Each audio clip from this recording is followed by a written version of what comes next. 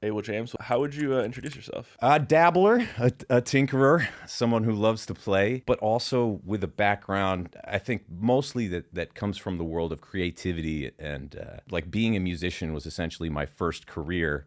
And the first thing where I was a shy kid and like I'm not typically someone who I would see being on stage or like being in front of the camera. I love reading, practicing, kind of spending most of my time as an introvert. But when I first picked up a clarinet and a saxophone and later guitar and other instruments, that's when I could see that I was affecting other people in a way that was really positive, like making them smile, making them laugh, making them cry, instead of just like sitting in the corner and reading a book or doing my own little thing. I felt like through sound largely, I could really affect the physiological state of other people and later maybe even affect the way that they thought or what their worldview was. So that kind of like the world of music and sound brought me later into, the world of writing and translating that into podcasting and then later the visual realms. Yeah. Are you familiar with Akira the Don? A little bit, yeah. I know he was on your podcast a couple of times. Yeah. One of the things that he told me was he really realized the power of sound when he realized he could change like the frequency, I think it was, or like the BPM. I'm totally like musically challenged, so Sure. I don't know any of the terms. But he could get people to like fight Yeah. in a crowd, or he could get people to hook up, like increase the likelihood that this is going to happen in a group of people. Yeah. And then that put him on to like, okay, how do I get music to help program ideas into people's brains? And that's what he's done with like Meaning Wave, which he'll take like podcast or, Dune, and he'll just like build these beats to like build it into your subconscious more. It's wild. Yes, you can program other people. And most people don't see music that way. It's like way off into conspiracy territory if you even start bringing this up. But what is the difference between a song that you're listening to and especially singing along to and a mantra? What is the difference between religious music and spiritual music and something that you're just like nonchalantly listening to? I argue, either none of this really matters or all of it does. And I don't think that there's a line where you can say, this is spiritual music and this is affecting me and programming me in this way or other people through mantras. And listening to like Taylor Swift or some rap song is not doing that, because it is. It might be doing it to your subconscious. You might not be consciously aware of what exactly is going on.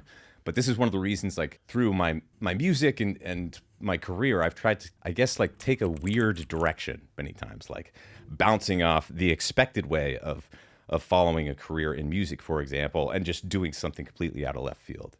The way that I do it right now is I'm not trying to squeeze money out of the art. I'm trying to keep the art relatively pure, as pure as I can, such that I can play the music that I actually want to play that's going to be hopefully programming people in a positive way. Because what I really see is if you sign those contracts and you follow that path, there's a high likelihood that you're going to be playing songs that you don't like that aren't good for people. I've seen it happen enough times to people in the, B-world celebrity, A-list celebrities, like in the world of music and touring and that whole thing. It happens all the time. It's even par for the course where you lose creative control by trying to be successful in that domain.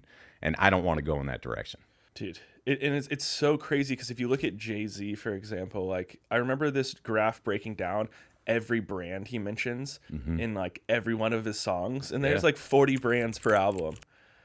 And he is someone who's blown up brands just because of him using it, but it's like he's definitely getting paid for that. Totally, but it's not disclosed, and that's something where it's dicey, when you start just like putting brands into your art. And this is like coming from a podcaster, and you've helped me out with sponsors and that sort of thing, and it's been great. It's allowed us to keep doing it, but you have to be really careful. You need to be really careful, and I think some level of disclosure is important, where you don't want it to turn into a game where into your art or into your podcast, it's just whoever is the highest bidder gets right in there. Yeah.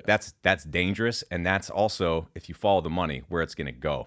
Yes. So you need to be careful not to do that. If that's your thing, like no judgment, but I think it's important for the longevity of the creator to be really, really careful with that, and we're not encouraged to do so usually.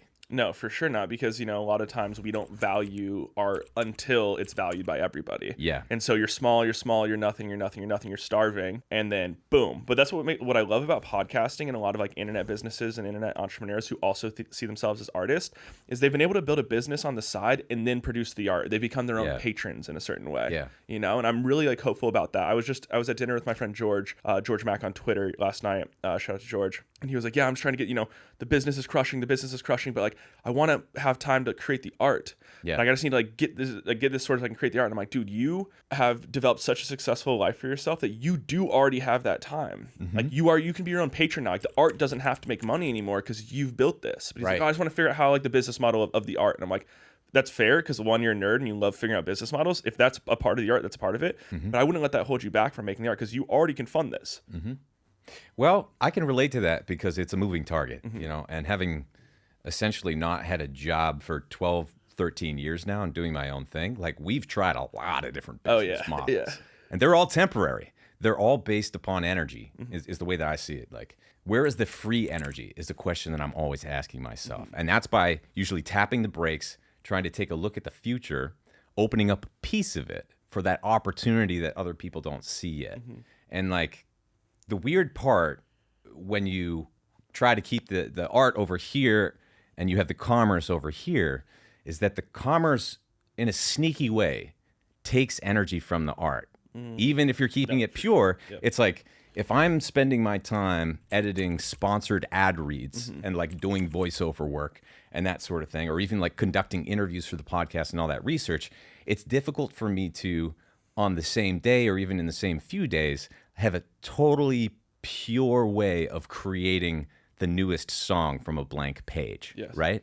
Or editing that song and bringing it to the world as a finished product like an album. That's taking up the same resources as me like editing my stupid face talking to the camera. And it's not something that's one-to-one energy-wise, right? Like you'd expect if someone's crushing it and making a bunch of money, then, oh man, you might as well just make all the art you want, but that's not how it works. It's more about like spiritual energy. It's more about like physical energy, yes, but also what are those tasks that are kind of extracting more than they're giving, and how do you balance that over time? Because every artist needs to pay the bills at some point.